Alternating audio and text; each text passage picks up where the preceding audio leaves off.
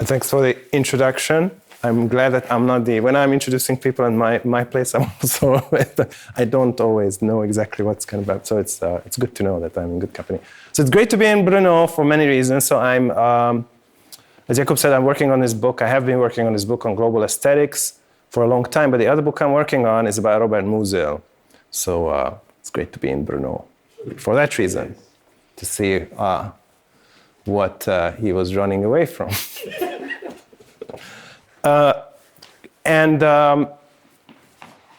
Can I ask how many of you are art historians in this audience? Can you show of hands? How many of you are philosophers? Okay, good. Kind of half almost. Because this is a talk that has kind of 2.5 parts, and some of them is more interesting for philosophers, some of them is more interesting for art historians. So I'm going to focus on the art history, I guess.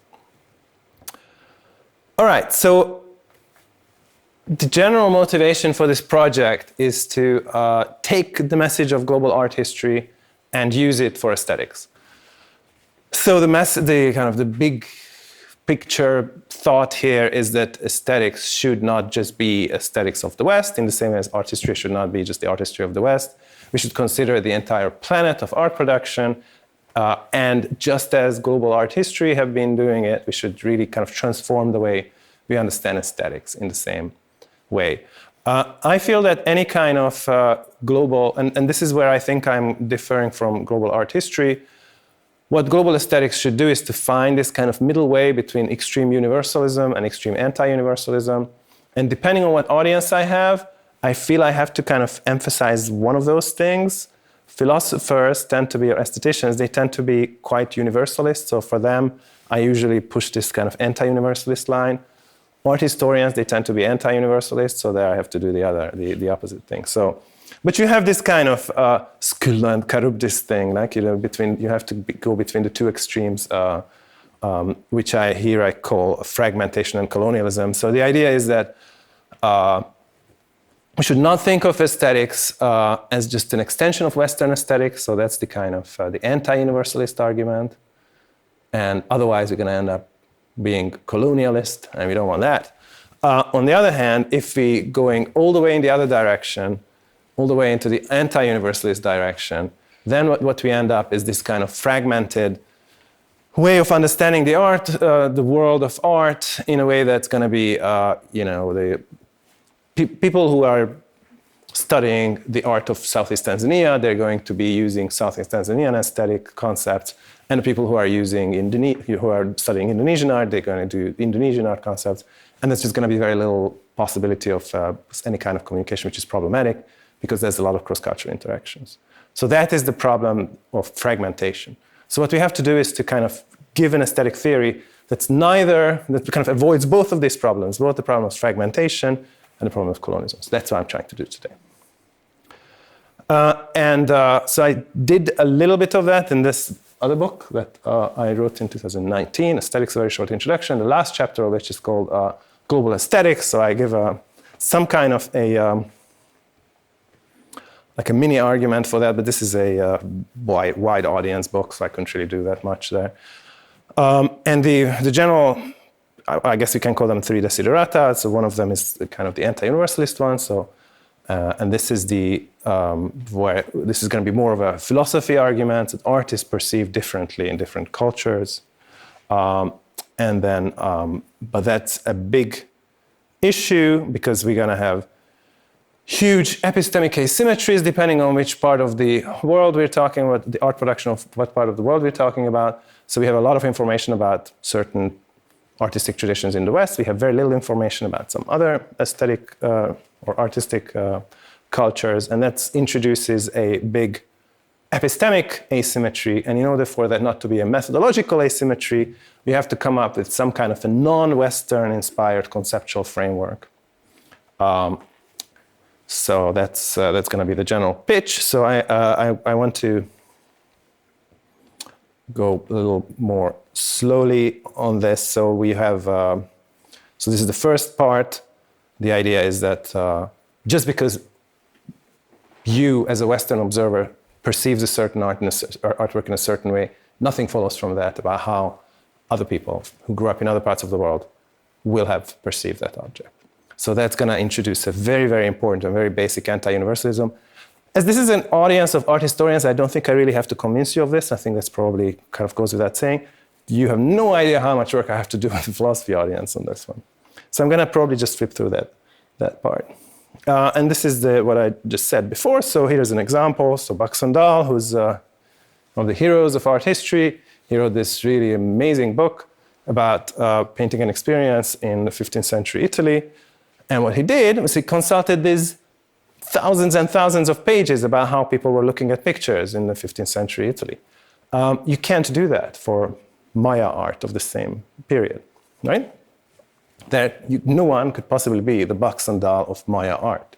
You can't do the same kind of art historical research and write the book about, I don't know, maybe Mayas didn't paint that much, painting and experience in 15th century Saharan rock art or something like that, right? Because we don't have the information. So, but because of this, you have this big, huge asymmetry that something has to be done about that. And what I think we should do about that is to come up with this conceptual framework that allows us to talk about all kinds of artistic production, regardless of where that happened or when that happened. That's going to be tricky, but I have some ideas for pictures. And the third part, which is not even Jakub knows about that part, who has heard some version of the previous things, is a very fashionable thing that people are doing these days, is to use big data to analyze these cross-cultural differences. And I'm going to use a case study of pictorial organization. And I should say this at the beginning, I'm going to repeat it because that's something that art historians always crucify me on, is that it's clearly not this non-Western inspired but universally applicable conceptual framework. It's clearly not the end of the story for understanding art, but it's the beginning. It's kind of a first step. And that should be the first step. Otherwise, there's going to be this huge methodological bias introduced. All right, so let's get moving. So this is something that's if you're moving between art history and philosophy, as many people in this audience do, you notice this kind of big difference of emphasis that aestheticians very often are looking for universals. What is beauty? Regardless of where you grew up or what kind of cultural background you have, there's this one universal concept that we're trying to capture in aesthetics. At least some people do.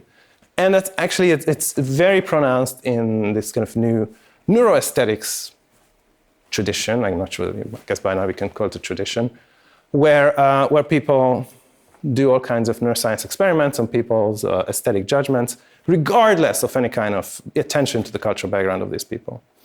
So that's what aesthetics is interested in. Art historians are not interested in that. Art historians are interested in cross-cultural variations, or at least that's one of the angles that can be some kind of common denominator there. And what I want to argue is that if you're actually looking at neuroscience, then what that should tell us is not some kind of universalism, but the fact that there's no alternative to cross-cultural variations. And the reason for that is just very empirical, and it has to do with top-down influences on perception. And I'm probably not going to say that much about it, partly because I don't think you need a lot of convincing that we should go against universalism, and partly because I've published on this. So this just came out a couple of months ago. It's a book that I wrote together with Dom Lopez, Samantha Methern, Mohan Methern. So the four of us wrote this book called Geography of Taste, where I'm trying to give, or we are all trying to kind of think through the implications of cross-cultural variations in aesthetic engagement for how we should theorize about aesthetics. But here's a very short, very quick version of the argument. So you might think that the way perception works is that it's all bottom up. The light hits your retina. So these are the various stages of visual processing. So you might think that it's just the light hits your retina and then it gets to the LGN and then the primary visual cortex and the secondary visual cortex and so on. But in fact, that's not the case. There's all kinds of feedback loops, all kinds of top-down influences on perception because of which, depending on what kind of things you had seen before, the way you experience something is going to be very different. Depending on what kind of beliefs or knowledge or desires you have, you're going to experience the very same stimulus very differently. And given that people in different parts of the world, who grew up in different parts of the world, will have very different kind of higher level mental states, their experience of the artwork is also going to be very different. So that's the general argument here. And I like to compare that to, maybe that rubs most art historians the wrong way, but I just can't deny my Wölfflinian sympathies, I guess. So Wölfflin was famously talking about the history of vision, and there's a lot of talk about what he could have meant or what interpretation that claim should be given. So that's his line: vision itself has its history, and the revelation of these visual strata is the primary task of art history. And there's a lot of ways of reading this that, according to which it's wrong. There's one way of reading that is just clearly right, given that so vision does have its history, if what by vision we mean how a subject perceptually experiences the same object. If someone who lived in the 14th century was looking at the very same object as what I'm looking at now, given that much of their mental states would be very different, and given that there are all these influences from these mental states to the visual experience is also going to be different. And there's, and you can say, you can kind of transform this claim from vision, from the history of vision to the geography of vision. So the idea is that vision itself has its geography. So that's how it's supposed to be global. And I'm going to say something very brief about just what are the, how does this top-down influence work? Because, it's one thing to look at the neuroscience and say that there are these top-down influences on perception, but it would be an interesting and important thing to see that what are the mechanisms of that is. So the first mechanism would be about attention. So you remember the FIFA, that was 10 years ago, oh my God. The Brazil World Cup, remember that? Not sure how the Czech Republic was doing. No, not so good. It was not doing it. Did not. Yeah, the Czech Republic used to do very, very. Okay. So anyway, this is a pretty ugly logo, if you ask me. That's supposed to be the Brazilian national colors. The shape is the trophy, I guess, and it's kind of hands coming together in agreement. But if I show you what a face palm is, and it's very difficult not to see this as a face palm. So what's happening here is that you have two experiences, the before and the after. What differs is the way you're exercising your attention, but because of that, your perceptual experience is going to be very different. It makes an aesthetic difference, what you're attending to. In this case, it makes a negative aesthetic difference. Here's another example. This is an early Paul Klee painting from 1915. It's a completely abstract composition, which is kind of unusual for Klee. What I didn't tell you is the title. The title is Green X Above Left, and I write about this in this book that Jakub mentioned, Aesthetics as Perception. If you look at it again, you're probably going to pay attention to that part of the canvas more than you did before. And maybe before the hand, the whole picture just didn't come together, but now it does. So here, at least arguably, the shift of attention made a positive aesthetic difference. So the idea is that very same stimulus, the very same object you're looking at, different attention, different experience. Given that attention, what you're attending to is going to be dependent on the culture you grew up in, and what you're attending to is going to influence your aesthetic experience. The culture you grew up in influences your aesthetic experience. Here's a third example. Have you seen Goldfinger? No? Of course. All right, I didn't see a lot of. Have you seen it recently? Yeah, it's not that fun if you just look at it recently because there's an uncanny resemblance here.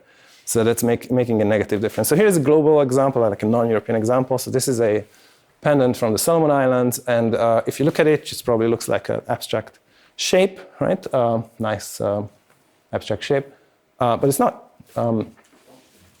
Those are little dolphins. Did you say dolphins? Oh. And this is the frigate bird. The frigate bird is very important because in those, on the Solomon Islands, the tiny islands, they live off the fish in the sea. And the frigate bird, they also do that. So the frigate bird is an indication of where the fish are. So if you're looking at it now, after I've explained this, it's going to be a very different experience because of the way you're attending to. So far I talked about the importance of what you're attending to, but there's also I lost you guys, huh? There's also very important how you're attending to, and then there's some research about how different observers, they attend differently. This is an eye movement path, which is not the same as attention. We can talk about the difference, but it's a good indication of what you're attending to. So these are the novices, so people who have no kind of art historical training or art school training. These are the people who have at least 2 years of art school training. Very different kind of eye movements, very different attentional patterns, so they attend differently. There's some research of varying quality about cross-cultural differences between East Asia and the West, about distributed versus focused attention. So there seems to be some kind of cross-cultural differences in the way we're attending, and that influences our aesthetic experiences. I have 45 minutes, right? So I'm going to skip the importance of mental imagery, but I just published this last year, a book called Mental Imagery, where it's really about philosophy and psychology and neuroscience, but the longest chapter, the appendix, is about aesthetics and importance of mental imagery in aesthetics. And the idea is that aesthetics is also culturally determined. Maybe I'm just going to look through this example. So this is an Indonesian contemporary artist.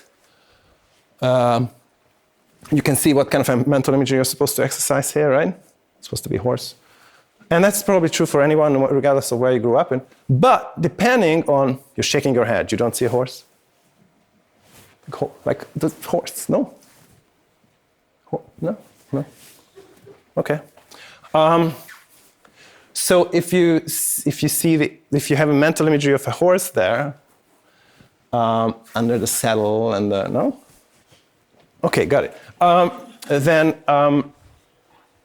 that's supposed to be, and the general argument is mental imagery is a really important part of our aesthetic engagement with the visual work of art, not just visual work of art, but especially with visual works of art. But the kind of mental imagery that you're forming is going to be dependent on a lot of things. So for us, I'm sure in the Czech Republic, if you have a mental imagery horse, that brings to mind kind of fuzzy, good feelings of childhood pony rides or something like that. Not so much in Indonesia. In Indonesia, horses were very much part of what the oppressors were having. Like it's only the nasty Dutch who had the horses, and the soldiers were on horses. So the mental imagery is very much negatively charged in that kind of culture, not so much negatively charged here. So although mental imagery is involved, because of the cross-cultural variations of mental imagery, it's going to be a very different kind of mental imagery, and that very heavily influences the way we experience these artworks. I'm going to not talk about expectations, although that's also important, or music. So, right. So just to sum up what I talked about so far, there's cross-cultural variations in mental imagery. There's cross-cultural variations in attention. Given that both attention and mental imagery heavily influences the aesthetic experiences we have, it means that there's going to be huge differences in aesthetic experience dependent on your cultural background. So when I have some kind of aesthetic experience from my kind of cultural background, I should not have any kind of strong influence from that about how anyone else, what kind of aesthetic experiences anyone else would have. So we should really resist extending our Western-based aesthetic experience, or how we experience things with our Western background, to other cultures. All right. So that leaves us to that kind of puts us in a bad position to begin with about how we can find out about how artworks that were created or artifacts that were created in other parts of the world, how they were experienced or how they are supposed to be experienced. Because you can't just extrapolate from our own experiences. And very often, of course, they won't have, there's not going to be a lot of information about that. So that's an issue, and that's a problem that I'm going to try to convince you that should lead us to somewhat interesting directions. So again, there is this epistemic asymmetry, a lot of information about some parts of the world, very little information about some other parts of the world. The reason for that is not because somehow Western art is better or Western people are better or more sophisticated. They just happen to, in Italy in the 15th century, they happened to be obsessed with writing stuff down. And they also wrote down how people are looking at paintings.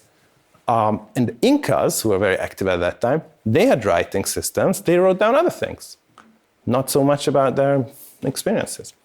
But the point is that if you have this epistemic asymmetry, and if we can't use, as I try to argue against the universalist assumption, we can't use our Western experience as a basis for trying to figure out how the Incas or how the people in other cultures would have experienced things, what follows from this is that we kind of don't really know how to find out about those things.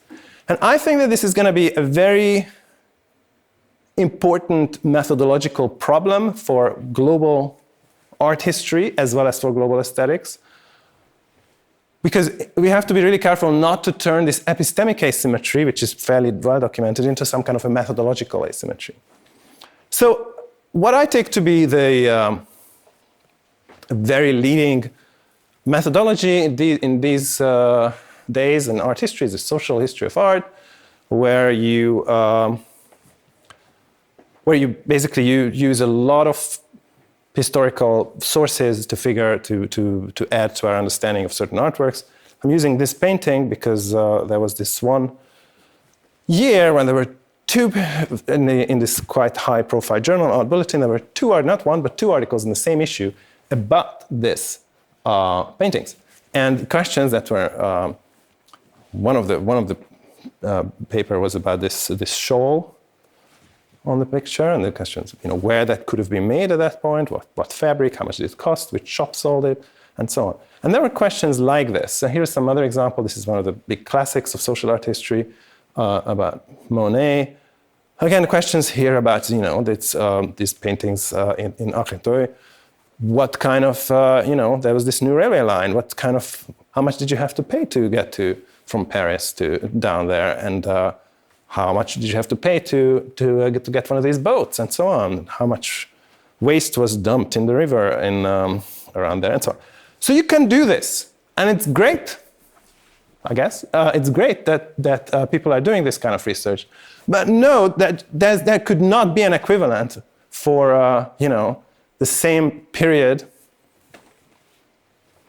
19th century, art of the Americas, or of not even India, or a lot of parts of the world, where there's just not gonna work.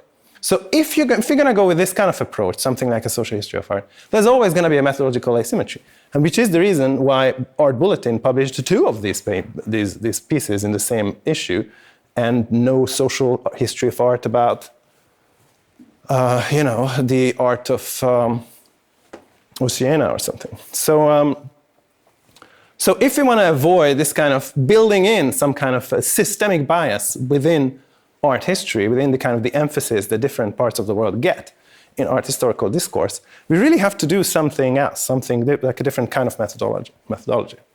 So, and again, I don't want to say that somehow social history of art is wrong, or it's like it's inherently Western, so we have to kind of chuck it and just not do it.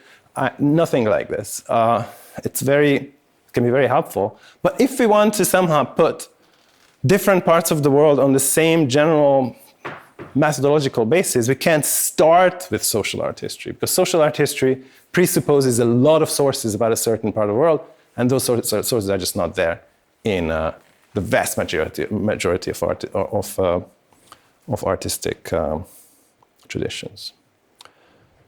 Right. Otherwise, the epistemic asymmetry becomes a methodological asymmetry. So, what should we do then? And here I want to argue that we have to look for some kind of conceptual framework that's applicable to any kind of artwork, regardless of where it was made. And I'm going to focus on pictures, by which I just mean the two-dimensional depiction of a three-dimensional object. It doesn't have to be oil on canvas or tempera on wood. It can be scars on the skin. It can be stone patterns in the desert. As long as it's a two-dimensional depiction of three-dimensional scene, that's going to count as a picture. Pictures are important, aesthetic traditions we know about. Again, pictures understood in this kind of liberal sense. I should also say that I say two-dimensional depiction of three-dimensional objects or three-dimensional scenes. There's some kind of looseness about this. Does it really have to be two-dimensional? How about reliefs? Yeah. So we can talk about this. Does it have to be three-dimensional? We can talk about this, but that's a kind of a first approximation. So, and here's why we need to kind of go down that way. If we put together the first and the second half of the talk so far, first half was the anti-universalism, second half was the epistemic asymmetry. If we put them together, then there's this kind of radical skepticism about just how much we can find out about anything that's not our own tradition. And in order to not have that kind of radical skepticism, we have to have some kind of entry into artistic traditions that we have little information about, into distant art, as your colleagues would call it. And what I want to say is that we need this kind of non-Western inspired conceptual framework that's universally applicable. But I should again emphasize that that's not the whole story. That's very far away from the whole story. But it's a good first step, which then should be followed by a more cultural-specific second step, and then that could be again followed by a more non-context-dependent third step, and so on. So that can be bootstrapped like this. All right. So and again, I want to restrict the analysis to pictures, and there's a very interesting question about how that could be extended to other domains of aesthetics, like music, for example. I've been I've been wondering how that would work. But if the question is about pictures, then the question I want to ask is, are there some features that all pictures have, regardless of where they were made, regardless of when they were made? Features that they all have and that's aesthetically significant. Because if you find those, then that's a very good, solid first step. If we find features that all pictures have, regardless of where or when they were made, that are aesthetically significant, then we can just focus on those features, and then those features are going to give us some information, even if we don't know anything about the cultural context, even if it's about Saharan stone art, which you really don't have much information about. So how would that work? Here are some examples of features that every picture has. Size. Every feature is either this big or this big or this big or this big or this big, right? So that's a kind of a trivial example. So just to tell you what I'm doing here, first I'm going with the ridiculous examples, and I'm going to go from ridiculous to less ridiculous. So size is a ridiculous example, right? Because yeah, sure, all pictures have a size, but it's not always aesthetically significant. In fact, most of the time it's not aesthetically significant. Here's another one, material composition. That's something that all pictures, it can answer, for all pictures, you can answer the question, what is it made of? Is it tempera on wood, oil on canvas, scars on skin, and so on.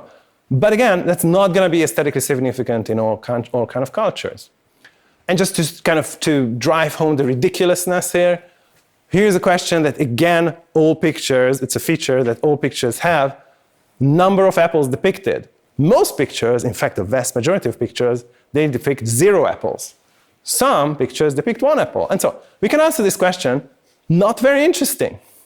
Here's a more promising one, which I don't think that's going to be good, but it's fun anyway. It's temporal thickness. So this picture, what is depicted has a much wider temporal thickness than the picture itself. If I took the picture a split second later or a split second earlier, you would see something else. Same here, not the same here. So this is something that's, at least in some cases, aesthetically significant, unlike the apple. But it's still not going to be universal features. I mean, you can't really say that that's going to be for, regardless of what kind of pictures you're talking about. We're going to be, the temporal thickness is going to be aesthetically significant. We want something that's always there, and it's always aesthetically significant. That's going to be difficult to find. So what we want is some kind of a limited option, some kind of a fixed decision space that regardless of where you are, if you're an image maker, you just have to decide either this or that, and that's going to be an aesthetically significant decision. The one about size, the one about temporal thickness, the one about the number of apples is not going to be like this. I want to say that picture organization is going to be like this. But before I get there, just kind of some warm-up examples. Here's one decision that you have to make regardless of where you're making any kind of pictures, and it's about color constancy. So here's color constancy, a famous example. A and B might seem like they're very different colors, right? One of them is dark, the other is light. In fact, they're the same color. See? Fun? No? All right. And if you're making an image, you're either paying attention to color constancy or not. Either you respect color constancy or you don't. So two pictures were made about the same time. One of these guys was thinking that, hey, I want color constancy to be an important feature of my paintings. And the other one thought that, no, I don't want color constancy to be an important feature of my painting. So this is a decision that you have to make if you're making a picture. Same thing goes for size constancy.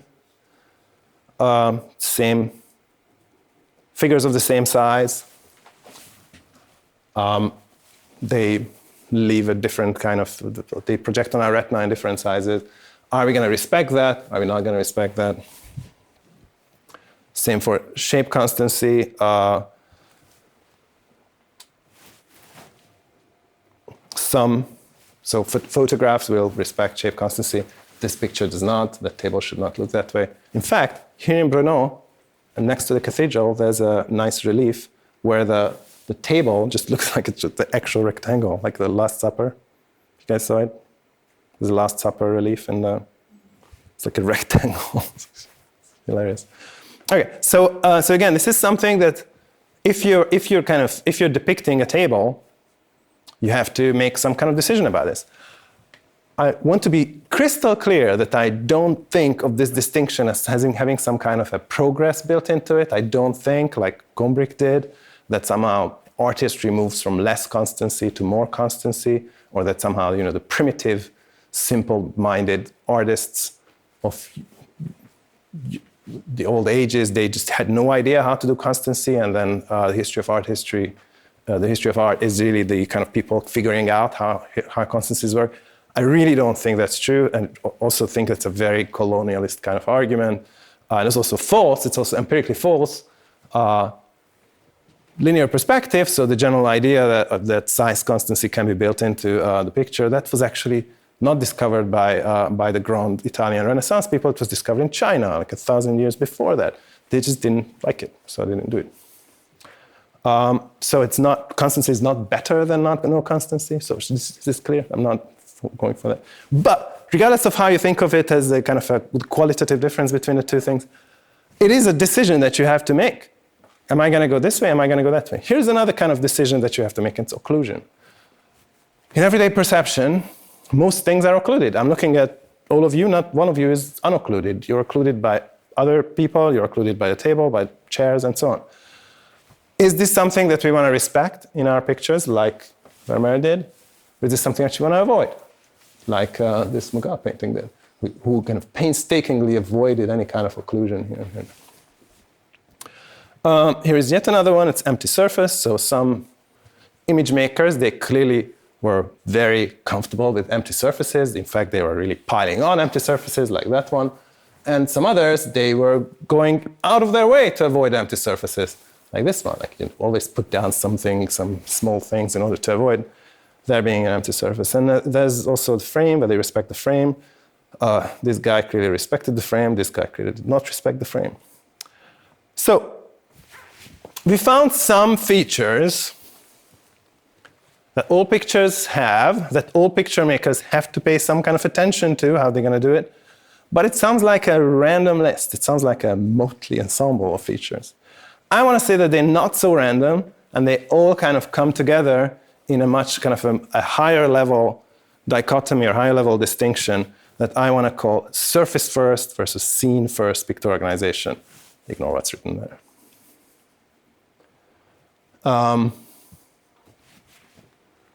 So this would be a surface first picture organization. The person who made this image was clearly very much interested in the surface properties of this composition. The person who made this picture clearly wasn't.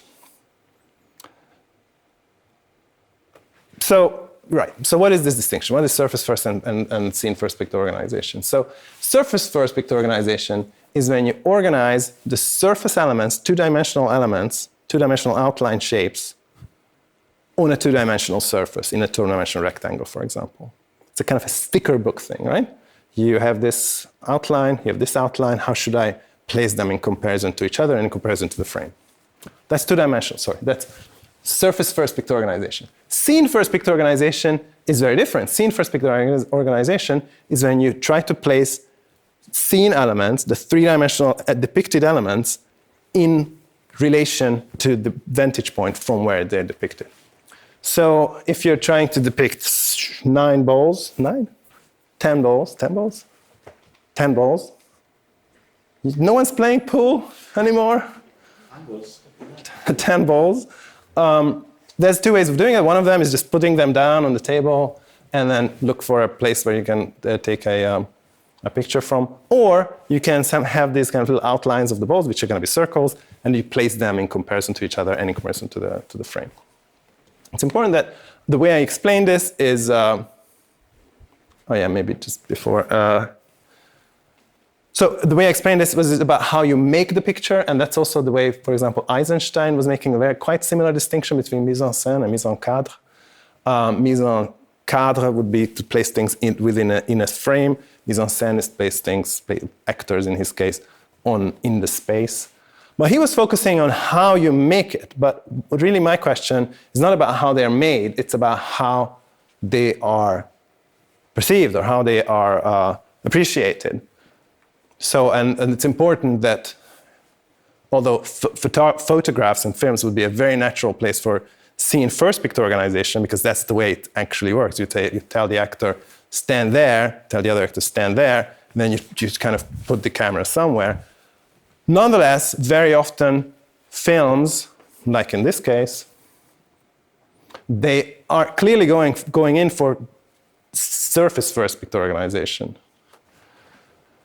And the other way around. So if you are a painter, that doesn't mean that Corot apparently, the way he worked at the end of his life, is he no longer went out and into the plein air and painted there. He just had his little templates of trees, and he just somehow pasted them next to each other in a certain way that he found aesthetically pleasing inside the frame. And if you look at Vermeer is very much going in for a scene first picture organization, but it's obviously a painting. And some filmmakers, this is from Citizen Kane, they are very much going in for a surface first picture organization. Now, so again, the difference is the difference of attention about what it is that you're supposed to be attending to. Are you supposed to be attending to, is the picture somehow prompts you to attend to the way the surface pictorial elements are organized in comparison to each other and the frame? Or is the painting, or is the picture trying to get you to attend to the way the three-dimensional, the scene features are kind of related to each other and to the vantage point? So how does that relate to the kind of the more straightforward categories that I talked about? Well, it seems like if you are going in for a surface first picture organization, you will have to pay attention to these things: occlusion, empty surface, and so on. Why? Because these are surface features. If you're into somehow placing two-dimensional surface elements in relation to each other, you have to pay attention to whether there's going to be an overlap between two of them, which would be occlusion, whether there's going to be just no two-dimensional pictorial elements at some point, which would be empty surface, and so on. And similarly, if you are going in for scene first picture organization, then you have to at least pay attention to what's going on with the constancies, with the perceptual constancies. I have a line about Wölfflin, which I'm going to just skip. I think that you can really abstract away from the Wölfflinian categories and think that these are kind of special cases of the surface first, scene first. If you're into Wölfflin, you can ask about this. Nothing hangs on this. So I want to just just to give you a feel for this, I want to give you just a couple of examples for the two, what I take to be the two simplest of the categories, and it's going to be occlusion and empty space. So again, in scene first picture organization, the way things are depicted is how what you're supposed to be paying attention to is how the three-dimensional, the scene elements are organized in space. So occlusion is going to be a less important feature there than in surface first picture organization. So that's a good marker or a good symptom of a very easy to spot symptom of whether the picture organization is scene first or surface first. So here you can see that there's going to be like the excruciating attention is given to how there should not be any occlusion. In some other cases, there isn't. In fact, if anything, there's a piling on of occlusion. And you can really go through art history just from the point of view of occlusion and see that how often, 13 people are just somehow happen to, none of them are occluded by anything, or none of these ships are occluded by anyone, or just no object is occluded at all, ever. And you can really go through that. Again, the important thing is that in surface first picture organization, the idea is that there's extra attention is given to occlusion. It's not that you have to avoid it. Sometimes you have to pile it on, or sometimes you're playing with it. If you look at this is a somewhat famous use of occlusion in Van den Weyden. Behind the column, you can see just the nose and the mouth of that guy, which is very weird for that period. And clearly this guy was really interested and paid attention to occlusion. I should also say that there's not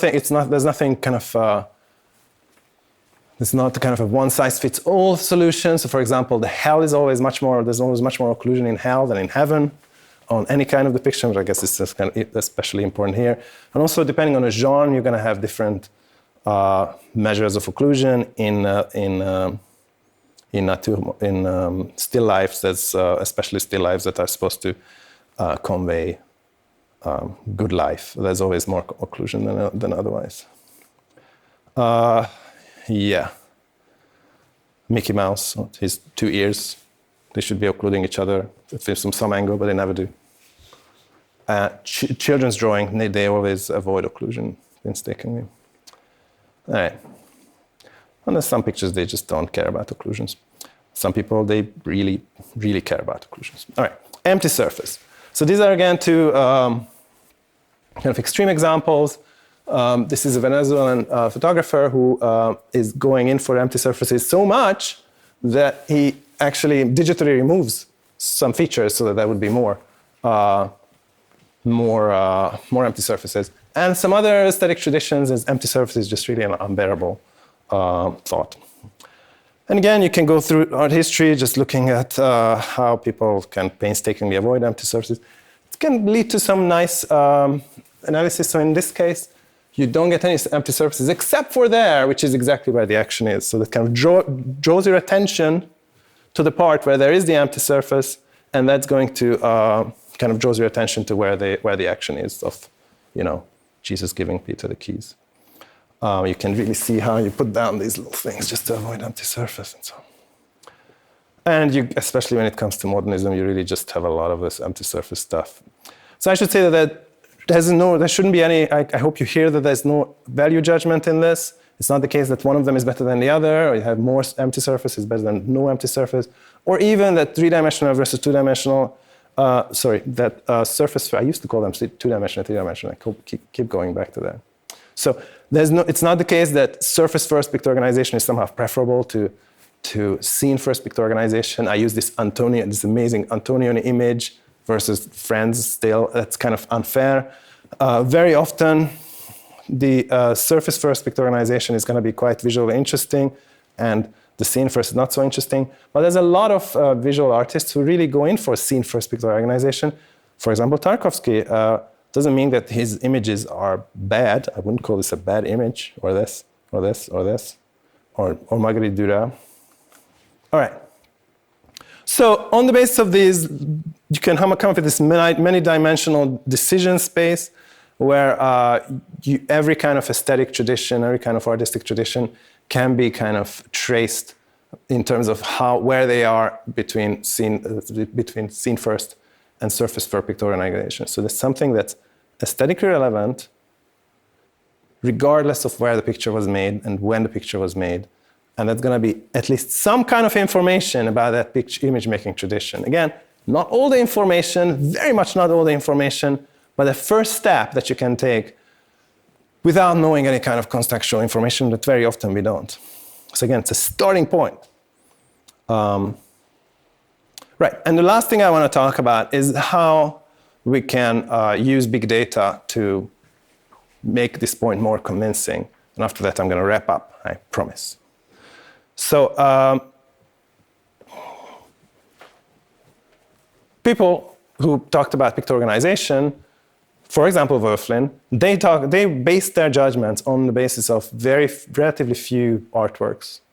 So Wölfflin looked at a couple of dozens, maybe several dozens of pictures from the 16th century, similar amount from the 17th century, and made some kind of claims on the basis of that.